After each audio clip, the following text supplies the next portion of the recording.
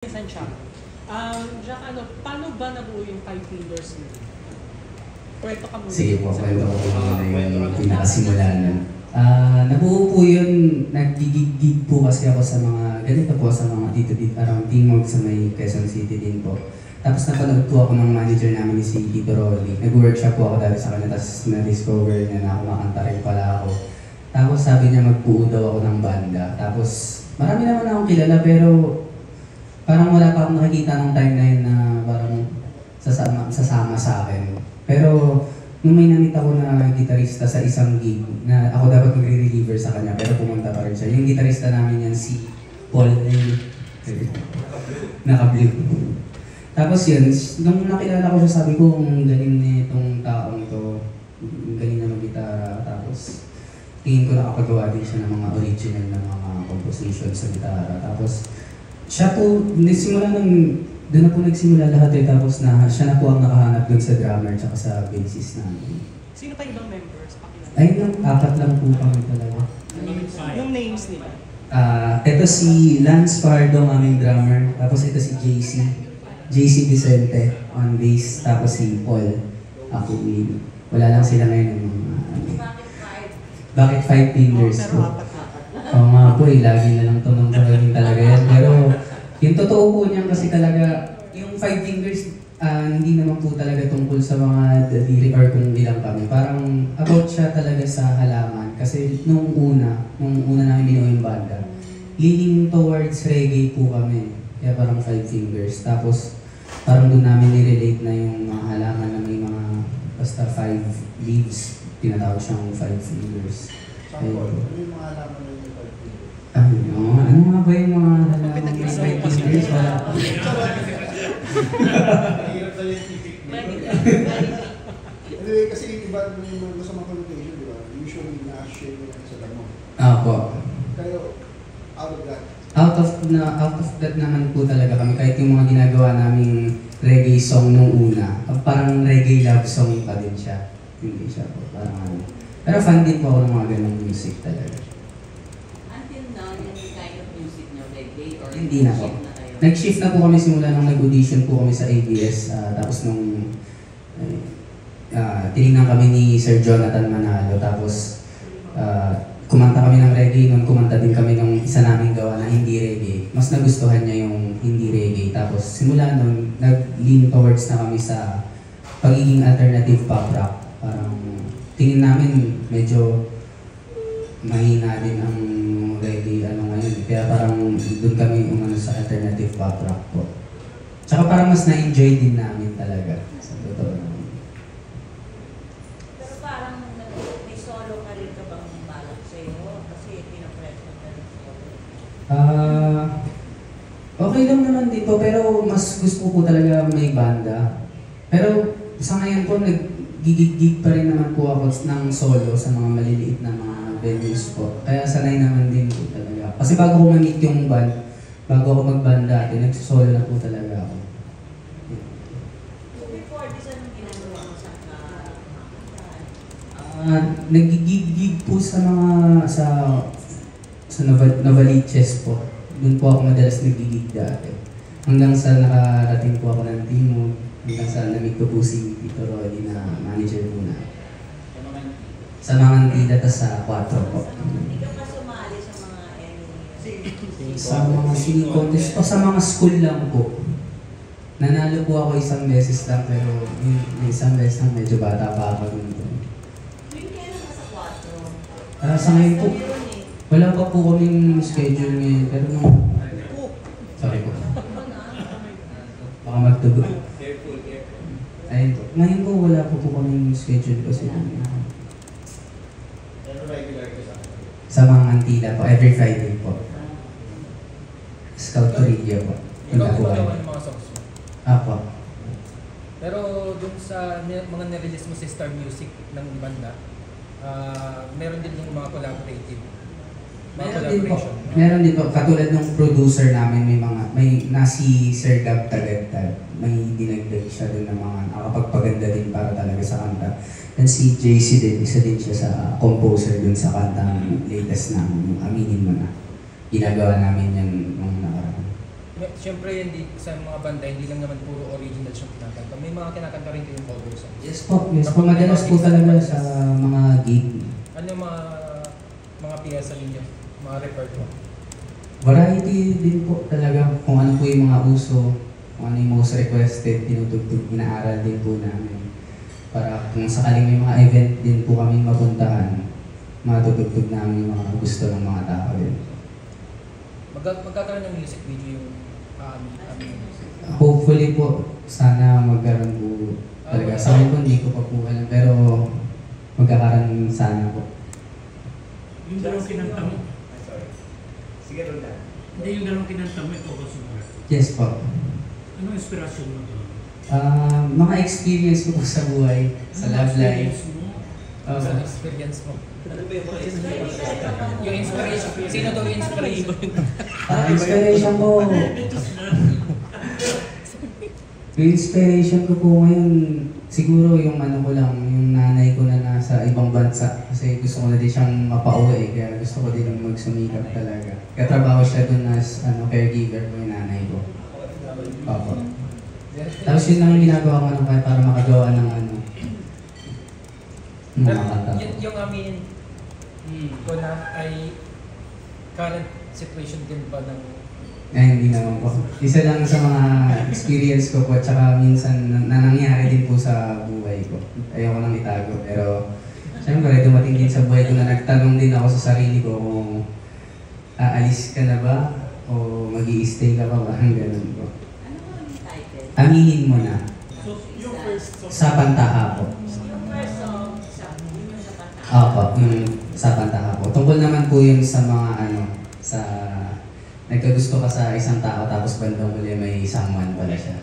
Nangyari na sa'yo. Experience daw eh. Pwede na ba ang base? Nangyari naman po. Pero mas parang ginagawan ko siya ng kwento kasi minsan kino-combine ko din yung mga naging experience sa mga kaibigan ko ng mga kakilala ko po. Kaya parang mas nagagawa ko siya ng kwento. So, mopya ka pala. Opo. Parehong hugot. Yun ang hugot mo, Jack, sa paggawa ng ganyan lang. Opo. Mga experience lang din po talaga. Tsaka mga napagdaanan sa buhay. Sino mga musical nito?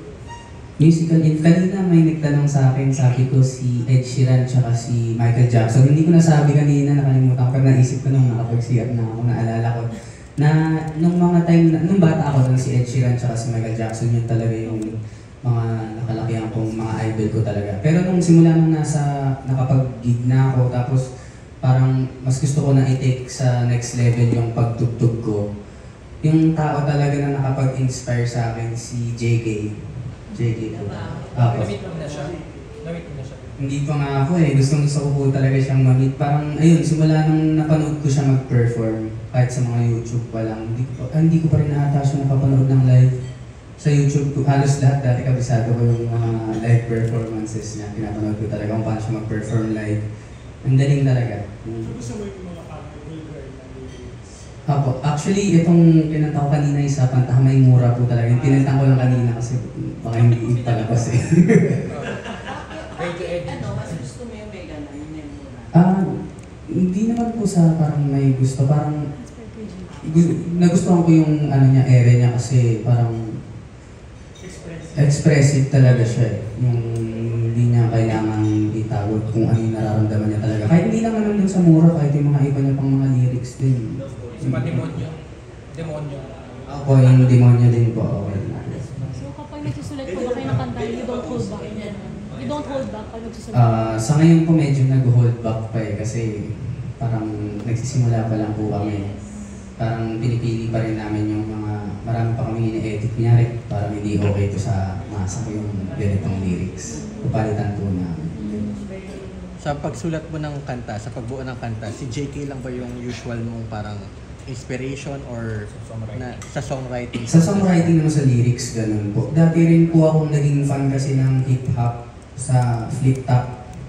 Yung bata po ako. Actually, hanggang ngayon fan pa rin po ako. Tapos doon kasi nakakapag sila ng mga rhymes, ng Low G. kung mga ganong mga rapper po.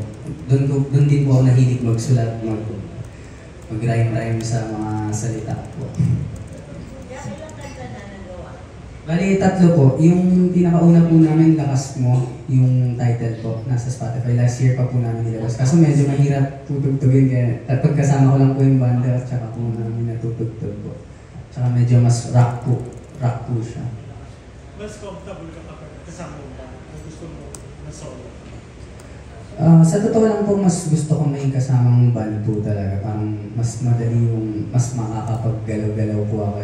Pero okay lang naman din sa akin, minsan nagsolo kung kanyari ako lang yung acoustic lang din po. Minsan. Tsaka kwento ka naman tungkol sa connection ni SB19.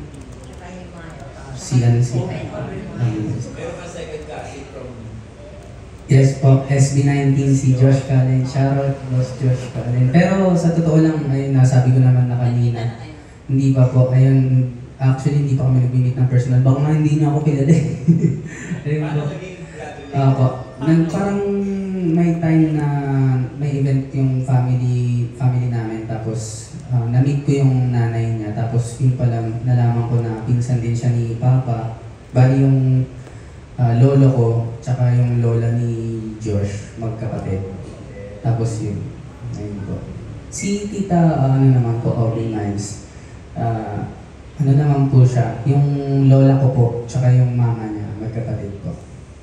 So, parang pinsan din po siya ni Papa. Ako second cousin ko si Josh. Ayun po. Hindi po ba kayo nape-pressure na Ay, si tita Aubrey, ano ba, yun naman medyo, minute ko naman po. Pag ng mga gatherings po. Hindi po ba kayo nag-encourage kayo na mag-showbiz? Wala, hindi po.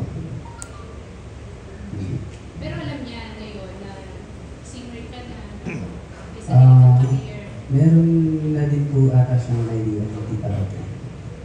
Anong sabi ko Ano sa'yo? yung relationship? Wala pa. Pero napaparod mo si Josh. Opo. Isa din siya sa mga inspiration ko din po talaga. Hindi po ba kayo nape-pressure? Kasi yung second cousin niyo, SB19 na yan.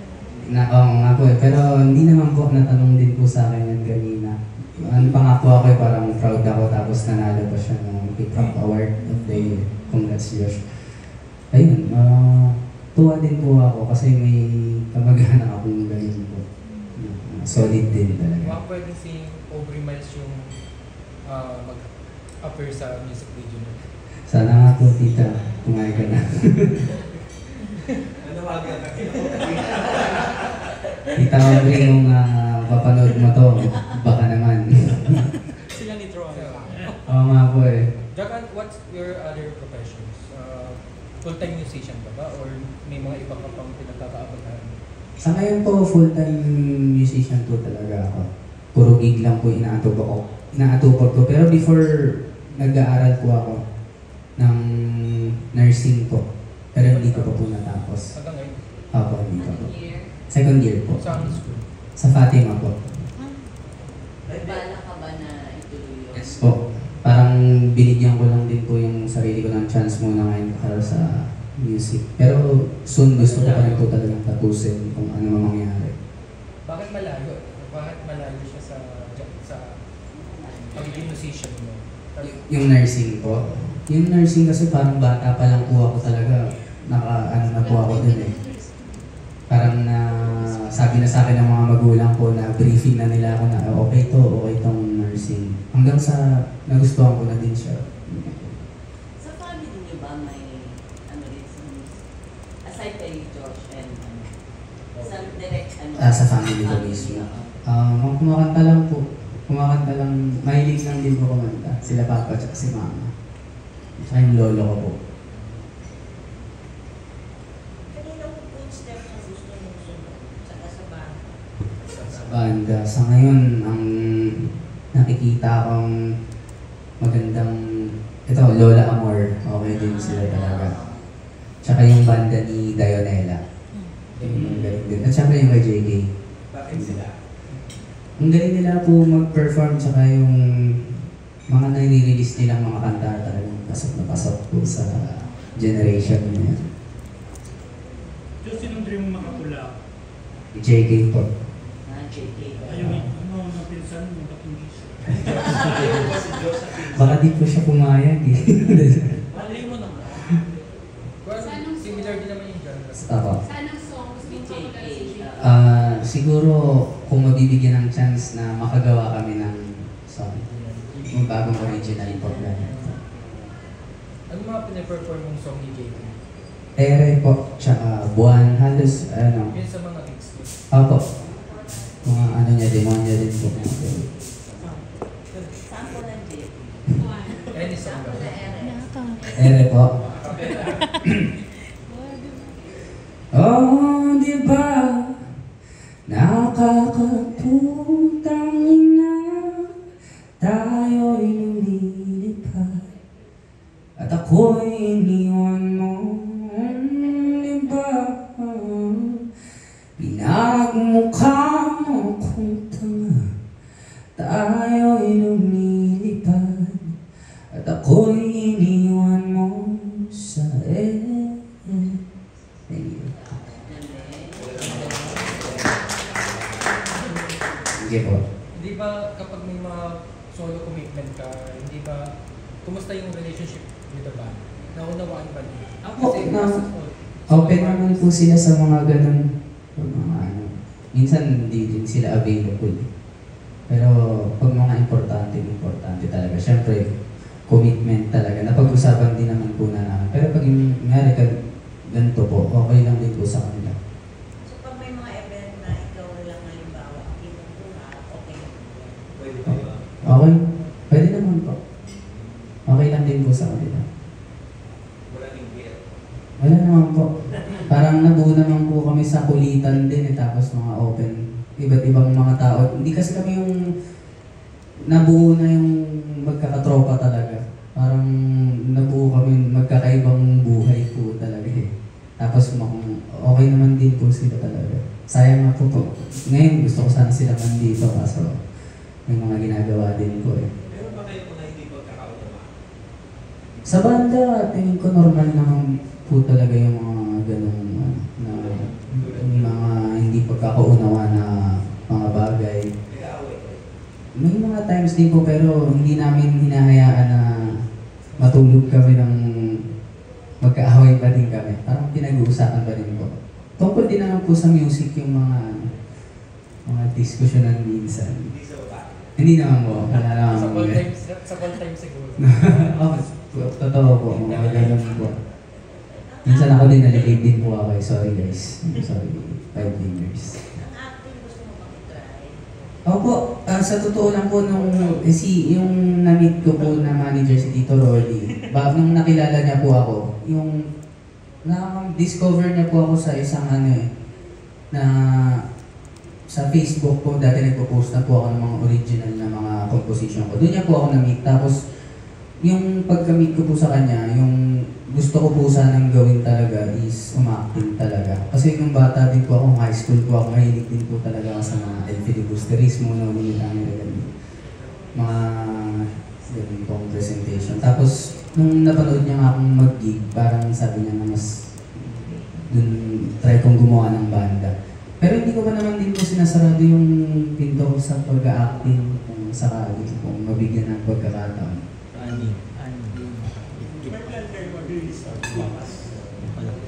Sa ngayon po, hindi pa po namin siya nakikitang meron this year. Pero EP po. EP baka maglabas po kami this September. Extended play po. Jack, ilang taon ka nung na-discover mo kung may talent ka sa singing? Kumakanta na po kasi ako dati ng mga bandang 10 years old po, ganun. 9, tapos nakapag-gitara ako siguro mga 11 or 12. Pero yun lang po, parang trip-trip ko lang din po talaga. Pero gusto ko na siya. Marami akong kapanood na banda na ano. Tapos siguro nung na-discover ko talaga na tingin ko parang meron kahit po yung mga bandang 17, 16 years old nung sumasali na po ako ng mga contest sa school. Yung may isang nagtiwala din sa akin na teacher dati na para pakantahin ako doon. Kasi nung una, nahiya din po talaga ako. So ano yung first song mo na, sabi ko nanalo ka, ano yung song mo? Hindi ko na kasi kayang kantahin ngayon, baka bata pa po. Pero ano po yun, faithfully po. Ay, Ako. So ilang taon ka noon nung nanalo? 16 16 years old po. 16 years old. Opo. Pero sa school lang po, small school lang po. Bakit? Ano nangyari sa boss? Medyo to, Bumaba na. tumanda na po eh. Nag-iiba ba boses habang kumakain? Yes, bumababa. Bumababa. Ang tawag doon Lalaki. Sinabi So, hindi mo na siya, Si JK po, di ba, lumalim na rin yung boss. Minsan pag pinakanta ko, inaano ko naman siya, binababaan ko pag sa mga gig. Or kahit sa contest po, hindi na po. Iba na yung mga kinanta ko Kami po mga yung si Darren Magdala. kasi nga feeling mo hindi mo na siya kaya kanta. Opo. So, ano yung kwento lang ng mga, sorry, ng mga hardships mo sa pag-uumisa sa career? Yung mga napagdaanan ko po yung mga ano. Yung parang naka-inspire sa'yo na ituloy pa despite the hardships. Yung ano po, actually ito talaga yung naging ano sa akin nung nag-pandemic po. Kasi doon din po ako nag-stop sa ano sa pag-aaral. Parang medyo nahirapan na din po kami. Dahil sa pandemic na din po. Hindi na ako nakapag-enroll para sa susunod na SEM. Tapos nagtrabaho na lang po ako. Nag-call center po muna ako para ma-sustain namin yung pamumuhay. Tapos doon din po ako lalo na parang na-inspire na kung sana maano talaga ako, paggawa pa ako ng mga magagandang kanta. Tapos marinig ng mga, maparinig ko sa mga ibang tao sa mundo. And yung mom mo, alam niya ngayon na singer ka? Opo. Naman po. Proud naman po siya sa Taiwan po. Taiwan. Ilan taon na siya nag-work? Parang magto 2 years na po ngayon.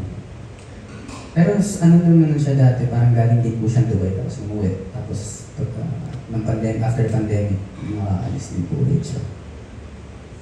Never pa kayo nagkita ng second cousin mo si George? Josh, hindi pa po. Kung may pagkakataon na message, ano gusto mong message para sa kanya na gusto mo para? Josh. Kasi pinsa mo naman siya, second cousin. Josh. Total, hindi naman ako iba sa'yo, di ba? Joke lang, Josh. Sobrang congratulations sa lahat ng mga achievements. Siyempre sa Hip-Hop of the Year Award. Nakikinig ako ng mga songs nyo. Solid din doon ka. Tapos, yun, sana makapag-meet tayo or sana makapag-collab tayo. Soon. Sa iyo namang tita, si Tita Aubrey. Tita Aubrey, miss you. Nagkita na kayo sa anong kailangan Opo. kayo may nagkita? Parang workshop tayong nakaraan. Tapos kakilala na din pala si Tito Rolly. Siguro mga last 2 years po, nakapag-meet kami nung binibisita niya yung mami niya. Tapos nagkita sila ng lola ko. Ayun po. Nakakapanood ba yung mga pelikula ng Tita Aubrey? Gagang boy po. Gagang boy.